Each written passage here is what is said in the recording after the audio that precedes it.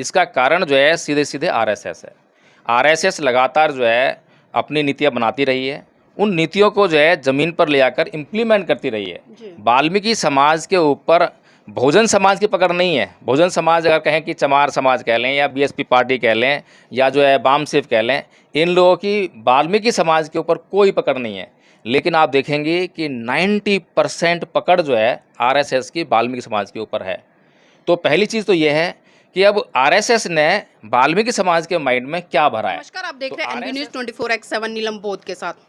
साथियों, अक्सर हम एक बात सुनते थे और किताबों में भी पढ़ते थे कि जब अंग्रेज भारत में आए तो उन्होंने भारत में अपने पैर स्थापित करने के लिए कुछ ऐसी नीतियां अपनाई, जो नीतियां उनकी आने वाले समय में ऐसी रही कि उन्होंने अपना शासन तो लागू कर लिया, लेकिन भारत के लोग हमेशा हमेशा के लिए बट गए। और साथियों, इसी कड़ी में एक कहावत भी कही जाती थी कि फूट डालो और राज करो। लेकिन आज हम देख रहे हैं कि वर्तमान समय में फूट डालो राज करो की नीति का काम भारत की सत्ता पक्ष पार्टी और भारत की सुप्रीम कोर्ट करने का काम कर रही है। साथियों, देखने में ऐसा लगता है कि भारत की जो सत्ता पक्ष पार्टी है और जो सुप्रीम कोर्ट है, आज वो भारत की जनता के साथ में इस तरह से खिलवाड़ कर रही है कि मानो ये भारत के लोग ना होकर बल्कि विदेशी हैं। तो साथियों, जिस तरह से 1 अगस्त को सुप्रीम कोर्ट का जो आरक्षण को लेकर एक फैसला आया और उस फैसले ने जिस तरह से बहुजन समाज के तमाम नेताओं से लेकर तमाम बुद्धिजीवी लोगों में एक हलचल पैदा कर दी, और हमने देखा कि तमाम बहुजन समाज से आने वाले नेता अपने अपने तरीके से विरोध प्रदर्शन कर रहे हैं आरक्षण को लेकर। लेकिन साथियों, उसी कड़ी में हमने देखा कि बहुजन समाज का एक ऐसा तबका, एक ऐसी जाति जिसे कि हम वाल्मीकि समाज कहते हैं, वो लोग जो आरक्षण SC/ST एक्ट का है, उसका जो बंटवारा हुआ है कोटे में से, उसके समर्थन में है। और अभी हमने 2 दिन पहले देखा कि दिल्ली के जंतर मंतर पर वाल्मीकि समाज के बहुत सारे लोगों ने और कुछ युवा नेताओं ने जो सुप्रीम कोर्ट है उसके निर्णय के पक्ष में एक प्रदर्शन किया, और उन्होंने साफ साफ चेतावनी दी है कि जो सुप्रीम कोर्ट ने कोटे का आरक्षण दिया है उसको समर्थन करते हुए वो बहुत बड़ा प्रदर्शन जंतर मंतर पर करेंगे। और साथियों, इसी कड़ी में हमने देखा कि दिल्ली में तमाम बहुजन समाज से आने वाली जो वाल्मीकि समाज की जाति है,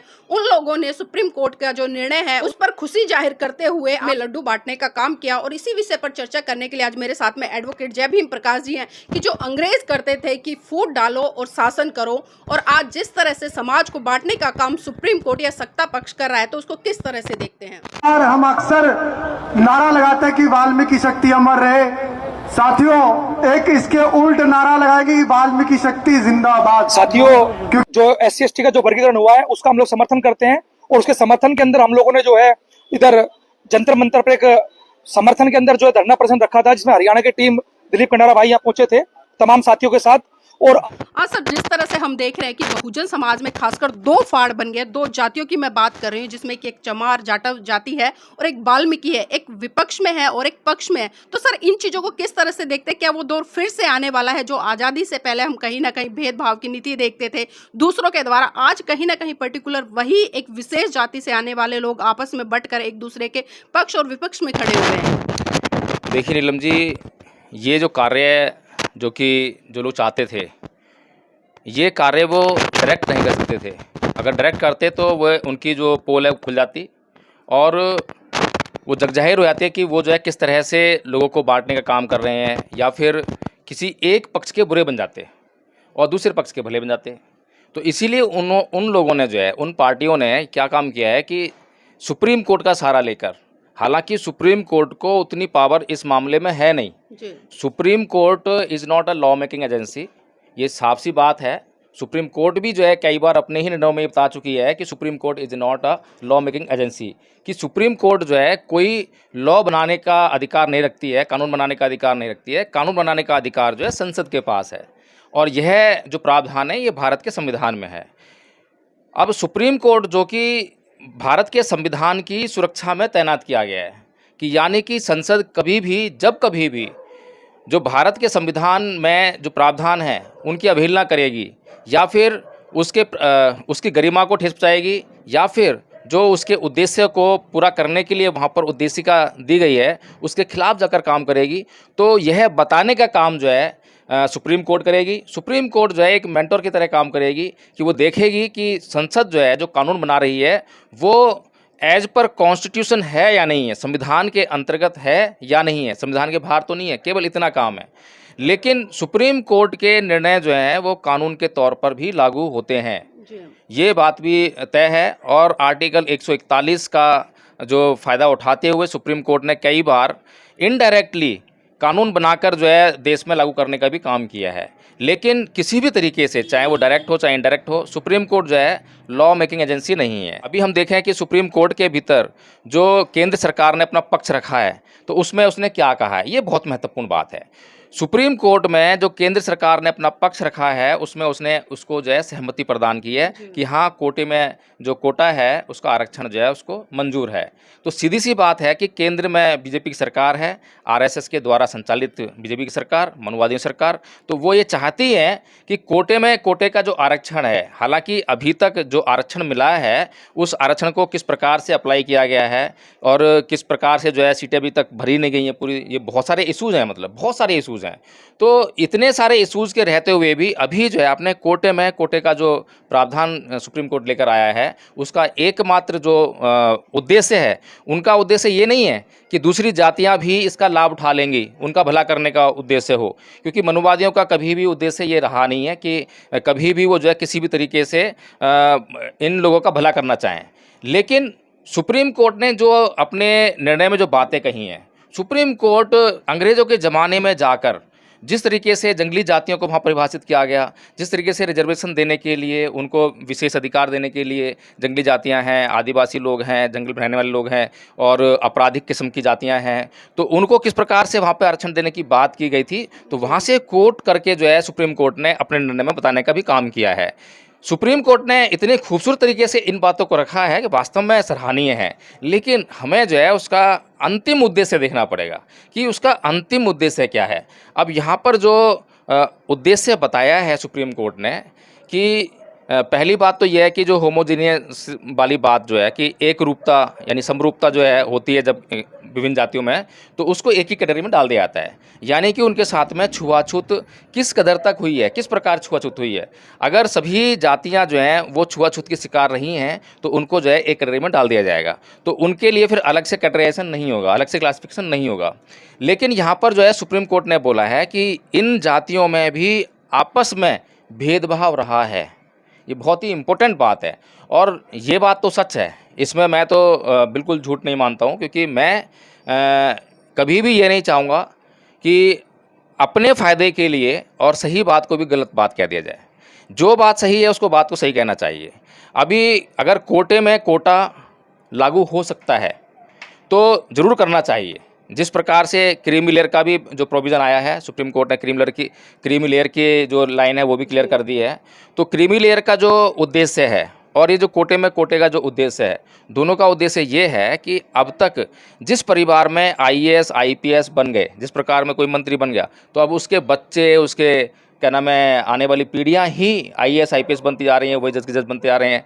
तो ये जो सिस्टम है इसको कहीं ना कहीं ब्रेक दिया जाए और अब तक जो लोग संपन्न हो चुके हैं, अब संपन्नता जो है, जो समाज का बिल्कुल दबा कुचला हिस्सा रह गया है, जिसके पास वो पहुंच ही नहीं पा रहा है, वहां तक भी पहुंचाया जाए। ये नियत तो जो है सुप्रीम कोर्ट की ठीक ठीक दिखाई देती है। चलो ठीक है, आपकी नियत में हमें कोई खोट दिखाई नहीं देती, हमें भी मंजूर है, मैं इस बात को मानता हूँ, मुझे इसमें कोई दोष दिखाई नहीं देता। लेकिन मुझे ये बताइए कि सरकार ने अभी तक जो निचले स्तर पर जो लोग रहते हैं, जिनका जीवन यापन जो है बहुत कठिनतम परिस्थितियों में गुजर बसर कर रहे हैं जो है, तो उनकी शिक्षा की क्या व्यवस्था की है? क्या सरकार ने उनकी शिक्षा के लिए कोई मुफ्त शिक्षा के लिए कोई अभियान चलाया है? कोई उन्होंने जो संविधान में अभी तक जो शिक्षा का प्रावधान है मुफ्त शिक्षा का, वो केवल 6 साल से लेकर 14 साल तक के बच्चों के लिए है। अब 6 साल से 14 साल तक के बच्चे ही मुफ्त शिक्षा ले सकते हैं और उस शिक्षा का जो है स्टैंडर्ड कैसा है? क्या उस शिक्षा को प्राप्त करके, जो सरकार मुफ्त में शिक्षा दे रही है, उस शिक्षा को प्राप्त करके क्या वो उन लोगों को कॉम्पीट कर पाएंगे जो प्राइवेट स्कूल शिक्षा लेते हैं, जो ऐसे मतलब हाई फाई जो सुविधाओं में पल रहे हैं, बढ़ रहे हैं? तो सुप्रीम कोर्ट को जो है इस बात पर फोकस करने के बजाय, मैं ये समझता हूँ कि चलिए ठीक है, आपने इस बात पे फोकस कर लिया, अच्छी बात है, वेल एंड गुड, लेकिन आपने जो है अभी तक इस बात पर बिल्कुल भी फोकस नहीं किया कि सरकार ने उन तबके के लोगों के लिए उच्चतम शिक्षा के लिए क्या प्रावधान किए हैं, उनको क्या सुविधा मुहैया कराई है। वो 8वीं क्लास तक पढ़ाई कर लेंगे, उसके बाद उनको पढ़ाई कौन कराएगा? क्या 8वीं क्लास पास को आप आईएएस का नौकरी देने वाले हैं, आईपीएस बनाने वाले हैं, जज बनाने वाले हैं, कलेक्टर बनाने वाले हैं? अगर आप 8वीं क्लास को अगर ये जॉब दे सकते हैं तो ठीक है, लेकिन ऐसा नहीं है। तो नीलम जी, इस निर्णय में जो है, जो सबसे इम्पोर्टेंट चीज़ें हमें देखनी चाहिए, वो एक पक्ष जो कि अच्छा है, तारीफ़ करनी चाहिए कि ठीक है, क्रीमी लेयर का सिद्धांत भी ठीक है, कोटे में कोटे वाली बात भी ठीक है। क्योंकि ये जो लोग जो चिल्ला रहे हैं, चीख रहे हैं, इनका काम केवल चीखना चिल्लाना ही है। क्यों चीखना चिल्लाना है? क्योंकि कुछ लोगों को हाईलाइट होना है, कुछ लोग चमकना है, कुछ लोग नेता बनना है, कुछ लोगों को जो है राजनीति करनी है, ठीक है, और कुछ लोगों को जो है नौकरियां भी पानी है। लेकिन सर, जो इस तरह से आप बात करें कि कुछ लोगों को नौकरियां पानी है, कुछ लोगों को नेता बनना, कुछ लोग चिल्ला रहे हैं, लेकिन मैं आपकी जानकारी के लिए बता दूं, इसमें तमाम बड़े बड़े बुद्धिजीवी जो कि एक हाईलाइट पर्सनैलिटी हैं, या मैं कहूँगी कि राष्ट्रीय पार्टी के भी अध्यक्ष, जैसे कि बहन कुमारी मायावती है, उन्होंने भी मतलब सुप्रीम कोर्ट की जजमेंट को नकारा है। उन्होंने कहा है कि एक भेदभाव की नीति है और एक तरह से देश में आपातकाल की घोषणा हो जाएगी अगर ऐसे ही हालात बने रहे। तो सर, क्या लगता है, ये आप मतलब एक तरफ पक्ष की बात कर रहे हैं कि सुप्रीम कोर्ट के डिसीजन से मैं सहमत हूँ, लेकिन वहीं हम देख रहे हैं कि बड़े बड़े राजनीतिज्ञ लोग भी इसकी कहीं ना कहीं मतलब आलोचना कर रहे हैं और सरकार के साथ साथ में सुप्रीम कोर्ट को तो घेरने का काम ही कर रहे हैं। देखिए नीलम जी, जहाँ तक बहन जी के स्टेटमेंट की बात है, उन्होंने कहा है कि ये समाज को बांटने की एक नीति है, षड्यंत्र है। इस बात को तो मैं भी कह रहा हूँ। ये जजमेंट जो है साफ साफ दिखाई दे रहा है। ये जजमेंट जो है, मैं कह रहा हूँ कि अभी जो सरकार जिन लोगों की है, आरएसएस की, मनवादी की लोगों की सरकार है, उनके द्वारा सुप्रीम कोर्ट का सहारा लेकर जो है ये समाज को तोड़ने का काम किया गया है। ये बात तो बिल्कुल ठीक है, लेकिन आपको लगता नहीं है जिस तरह से पिछले 10-12 सालों का अगर हम सिनेरियो उठाकर देखें, जैसे बहुजन समाज में धीरे धीरे जागृति आ रही है, और खासकर अगर हम वाल्मीकि समाज की बात करें तो वाल्मीकि समाज में भी ऐसे ऐसे लोग निकल कर आ रहे हैं जो कैडर कर रहे हैं, लोगों को समझा रहे हैं, और वो समझा रहे हैं कि आप झाड़ू छोड़िए, और जो वाल्मीकि का प्रकरण एक तरह से आरएसएस या भारतीय जनता पार्टी लेकर चलती है, उनको उनका भगवान बताती है। तो आज वाल्मीकि समाज में ऐसे लोग भी हैं जो नकार रहे हैं कि अगर वाल्मीकि तुम्हारे ही समाज के होते तो वो कभी भी तुम्हारे हाथों में झाड़ू नहीं थमाते, तुमने झाड़ू पकड़े, उनके हाथों में तो कलम थी। तो सर, ये जिस तरह से डिसीजन रहा है, कुछ लोग पक्ष में है, कुछ विपक्ष में है, कुछ इसके अगेंस्ट में जाके प्रदर्शन भी कर रहे हैं और कुछ इसके पक्ष में जाके प्रदर्शन भी कर रहे हैं, तो इन दोनों पहलू को सर किस तरह से देख रहे हैं? क्या ये बंटवारे की राजनीति नहीं चल रही है? देखिए नीलम जी, जब इन लोगों को काम करना चाहिए तब ये लोग आराम से अपने घरों में बैठते हैं, लेकिन जो लोग आज मिठाइयाँ बांट रहे हैं, आज खुशी मना रहे हैं, आप अगर उनके बैकग्राउंड में जाकर देखेंगे कि इसका कारण क्या है, इसका कारण जो है सीधे सीधे आरएसएस है। आरएसएस लगातार जो है अपनी नीतियाँ बनाती रही है, उन नीतियों को जो है ज़मीन पर ले जाकर इम्प्लीमेंट करती रही है। वाल्मीकि समाज के ऊपर बहुजन समाज की पकड़ नहीं है। बहुजन समाज अगर कहें कि चमार समाज कह लें या बीएसपी पार्टी कह लें या जो है बाम सेफ कह लें, इन लोगों की वाल्मीकि समाज के ऊपर कोई पकड़ नहीं है। लेकिन आप देखेंगे कि 90% पकड़ जो है आरएसएस की वाल्मीकि समाज के ऊपर है। तो पहली चीज़ तो ये है कि अब आरएसएस ने वाल्मीकि समाज के माइंड में क्या भरा है। तो आरएसएस लगातार जो है ये काम करती रही है। आरएसएस ने जो है इन लोगों के भीतर जाकर इन लोगों के ही नेता पैदा किए। इन लोगों के जो नेता पैदा किए उनको लालच दिए, बहुत बड़े लालच दे रखे हैं, और उनको जो है उनको टीच किया है कि आप अपने समाज में जाकर जो है अब ये बातें कहिए। तो हमने लगातार ये बातें सुनी है समाज में, जो है वाल्मीकि समाज के मुंह से सुनी है, और वाल्मीकि समाज के जो चर्चित नेता हैं उनके मुंह से सुनी है। कई वाल्मीकि समाज के नेता ऐसे रहे हैं जिन्होंने खुलेआम अपनी जनसभाओं में, अपनी मीटिंग्स में वाल्मीकि समाज को ये कहा है कि चमार तुम्हारे हिस्से का आरक्षण खा रहे हैं, तुम कब इकट्ठे हो जाओगे। चमार लोग जो है मंत्री बन गए, मुख्यमंत्री बन गए, प्रधानमंत्री बनने जा रहे हैं, और तुम लोग जो है अभी तक कुछ भी नहीं बने हो, कहीं पर भी नहीं हो, तुम्हारी नौकरियाँ भी नहीं है। तो इस तरह की बातें जो हैं ये क्या नाम है, वाल्मीकि समाज की अपनी सोच नहीं है।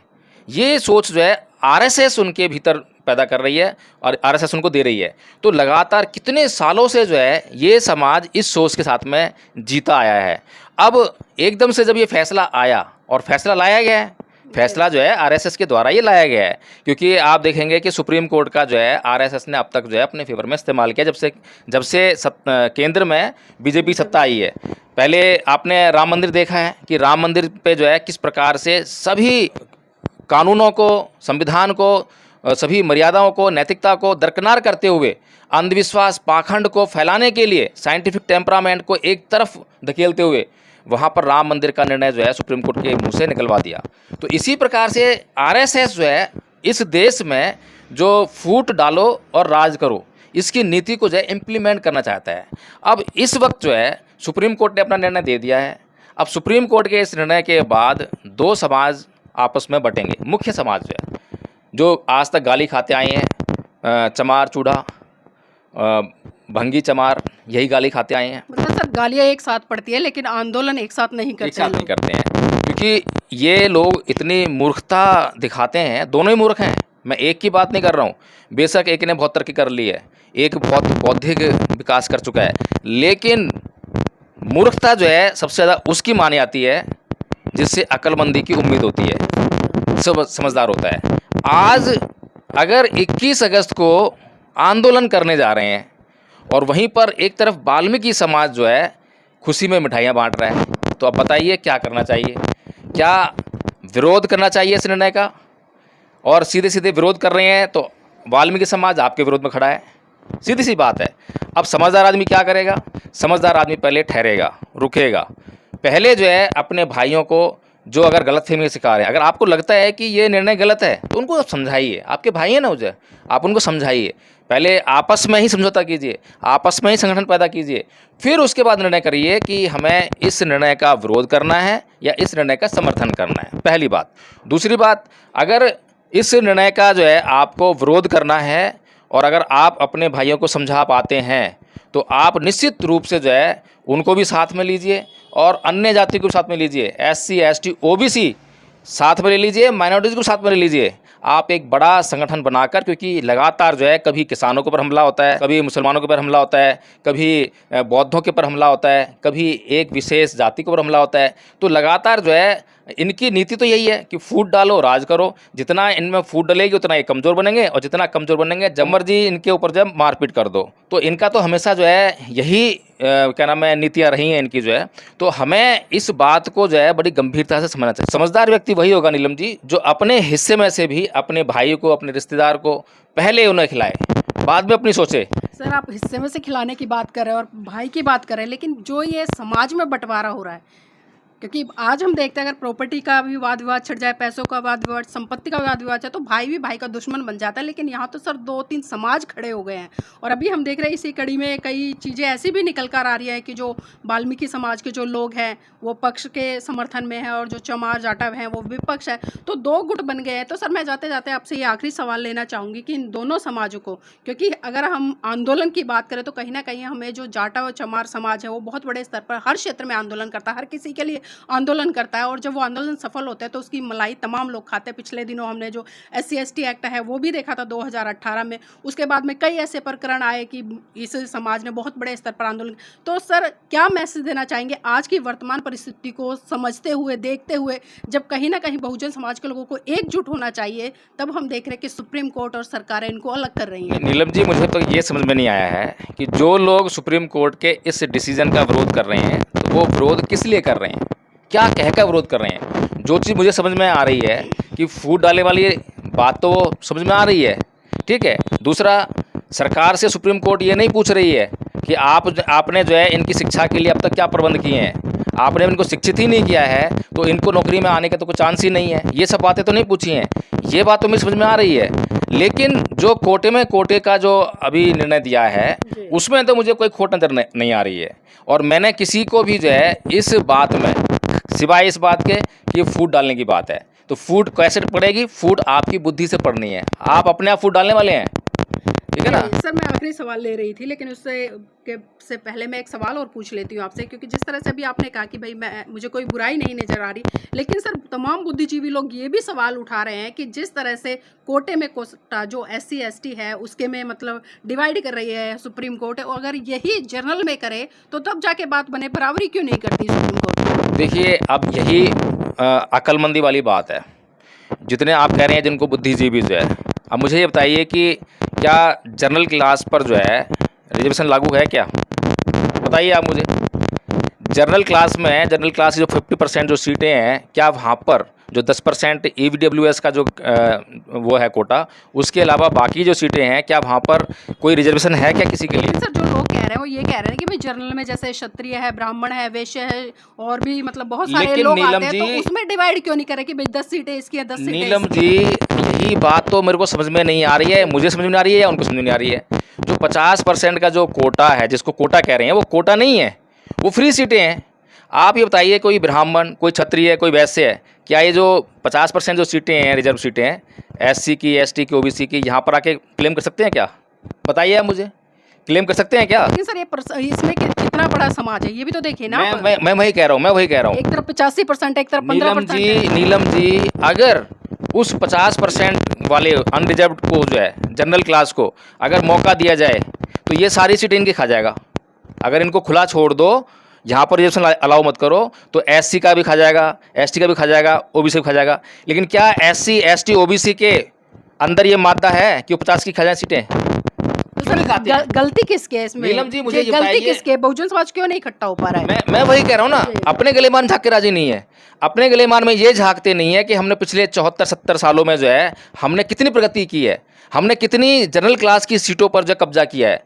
अगर ये जो संपन्न वर्ग है, जो फर्स्ट क्लास जॉब को प्राप्त कर चुका है, अगर यही इनकी आगे आने वाली पीढ़ियां जो हैं, अगर जो अनरिजर्व क्लास की जो सीटें हैं, अगर उनको क्लेम करती, तो मैं सोचता हूं कि 10-15% सीटें तो उनकी हम खा रहे होते। तो यानी 50% तो हमारे पास ये होता और 10-15% हो रहा था, लगभग 75% पे हम दावा ठोक रहे होते इस टाइम पे जो है। लेकिन हमारी क्या प्रॉब्लम है, हमारे को एक जो है बैसाखी पकड़ाई दी गई है और हम वो बैसाखी के आदी हो गए हैं। अब हम बैसाखी को छोड़ना चाहते नहीं है। अब हमारी टांगें बिल्कुल ठीक हो गई हैं, लेकिन बैसाखी की हमें आदत हो गई ना, मतलब कुएं के मेंढक बन गए। बिल्कुल बिल्कुल बिल्कुल, यही सब बात है। तो मैं बार बार कह रहा हूँ, मुझे अब तक एक भी बुद्धिजीवी नजर नहीं आया ऐसा कहते हुए कि हाँ जी बिल्कुल ठीक करा है। एक भी बुद्धिजीवी नजर नहीं आया कि जो कहता हो कि हाँ जी मैं छोड़ रहा हूँ, मैं रिजर्वेशन नहीं लूँगा। क्यों नहीं कह रहे भाई आप लोग? जो है आपके पास रुपया भी आ गया, पैसा भी आ गया, संपत्ति भी आ गई। अब आप जो है चाहे नौकरी आपके बच्चों को मिले ना मिले, लेकिन आपने इतनी प्रॉपर्टी इकट्ठी कर ली है कि वो प्रॉपर्टी के मार्फत जो है कभी गरीबी जीवन नहीं बताएंगे। लेकिन वहीं पर आपका समाज जो भूखों मर रहा है। मैं सभी बहुजन समाज के बुद्धिजीवी वर्ग जिन्होंने फर्स्ट क्लास की जॉब हासिल की हैं, और सभी को मैं ये नहीं कह रहा हूँ कि सभी ने काम नहीं किया है, बहुत से लोगों ने जो है अपने घरों से निकलकर अपनी तनख्वाहें भी दी हैं दान में जो है, और समाज के काम को आगे भी बढ़ाया है। लेकिन बहुत बड़ा तबका जो है इसी क्लास में जिन्होंने A क्लास की जॉब हासिल करी है, मैं उनको कह रहा हूँ जिन्होंने जो है वो कुंडली मारकर बैठ गए हैं जॉब्स पर जो है। अब उनके आने वाली जो सारी जनरेशन उन जॉब को लेने वाली हैं। तो इसलिए जो है यहाँ पर बड़ी ईमानदारी से जो है, अगर जितना हम ईमानदार होंगे उतना ही हमारे अंदर जो है भाईचारा आएगा। जितना हम बेईमान होंगे, जितना हम स्वार्थी होंगे, उतना ही हमारा भाईचारा टूटेगा। भाईचारा हमारी ईमानदारी से बनने वाला है। हमारा भाई जो है नासमझ है, ये बिल्कुल सीधी सी बात है। हमारा भाई नासमझ है, दुश्मन की गिरफ्त में है, अंधविश्वास पाखंड की गिरफ्त में है, हमारे महापुरुषों की विचारधारा को नहीं जानता है। तो ये हमारा दायित्व बनता है कि हमें इस देश में जो है सत्ता प्राप्त करनी है, हमें इस देश में नौकरी हासिल करनी है, हमें इस देश के प्रशासन पर कब्जा करना है। तो हमें ये नीति बनानी पड़ेगी कि हम किस प्रकार से जो है इन सीटों को, जो अनरिजर्व सीटें हैं, इनको हम कैसे अपने हाथ में लें। लेकिन सर आपको लगता नहीं है जिस तरह से ये बंटवारा हुआ है, एक तरह से ये जब हम देखते हैं कि जो भी मतलब SC की सीटें थी पहले, अगर मतलब कैंडिडेट नहीं मिलते थे जो कि एलिजिबल होते थे, तो उन सीटों को जनरल कैटेगरी में कन्वर्ट कर दिया जाता था। तो सर यही सवाल आज जो बहुजन समाज का एक तरह से जो जाटव चमार है वो यही मुद्दा बना रहा है कि आज जो वाल्मीकि समाज है वो ज़्यादा पढ़ता लिखता नहीं है। बहुत कम लोग ऐसे हैं जो एजुकेशन ले रहे हैं और एजुकेशन की फील्ड में आगे काम कर रहे हैं, लेकिन आज भी हम देख रहे हैं कि वो झाड़ू नहीं छोड़ना चाह रहे। सर मुद्दा ये है क्योंकि जब वो झाड़ू नहीं छोड़ेंगे, एजुकेशन में नहीं आएंगे, तो जो कोटे में कोटा डिवाइड हुआ है, जो सीटें वाल्मीकि समाज के उसमें जाएंगी पक्ष में एक तरह से, तो वो सीटें भी कहीं ना कहीं NFS के तहत मतलब उधर कर दी जाएंगी। सर बेसिक लड़ाई जो जाटव समाज की है वो ये है। देखिए नीलम जी, जो इस निर्णय से जो कंसर्न निकल कर आए हैं, जो चिंता का विषय बने हैं, वो बिल्कुल साफ साफ मैंने जो है निकाल कर रख दिए हैं।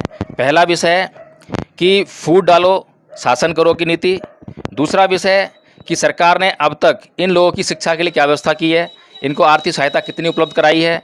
तीसरी चीज़ NFS वाली जो है, मैं लगातार ये बात कह रहा हूँ कि हमें सावधान रहना है, हमें इन बातों के प्रति सावधान रहना है कि इसमें बुराई क्या है, उस बुराई को निकाल कर हमें प्रस्तुत करना है। जब हमें बुराई दिखाई देगी और हम ईमानदारी से बुराई पे फोकस करेंगे तो उस बुराई को हम जो है ख़त्म कराने का कामयाबी उसमें हासिल कर लेंगे। लेकिन अगर हम जो है बिना बात की बात करेंगे, आप सुप्रीम कोर्ट के सामने आर्गूमेंट पेश कर रहे हैं, तो सुप्रीम कोर्ट के सामने जब आर्गूमेंट करेंगे तो वहाँ पर आपको तर्क पेश करना है, लॉजिकल तर्क होना चाहिए। ऐसे नहीं कि मतलब आप हवा में कुछ भी कह दो। आपने बस कह दिया कि भाई कोटे में कोटा मंजूर नहीं है जी, हमें इससे हमारी फूट पड़ जाएगी, ये कोई तरीका नहीं है।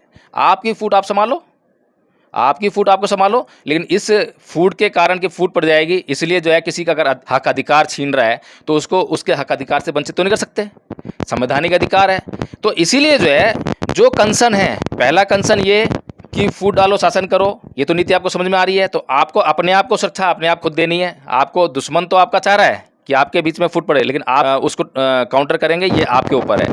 दूसरा कंसर्न ये कि आपकी एजुकेशन के लिए इन लोगों ने अब तक कोई व्यवस्था नहीं की है और सुप्रीम कोर्ट ने उस पर कोई सवाल या निशान नहीं लगाया है। तीसरी बात, सुप्रीम कोर्ट ने जो है एनएफएस वाली जो नीति है मनुवादी सरकार की जो है, उस पर कोई भी टिप्पणी नहीं करी है कि वो एनएफएस नहीं लगाएगी। सीटें जो हैं एससी कैटेगरी है तो एससी कैटेगरी के अंदर ही रिवॉल्व होंगी, उससे बाहर नहीं जाएंगी।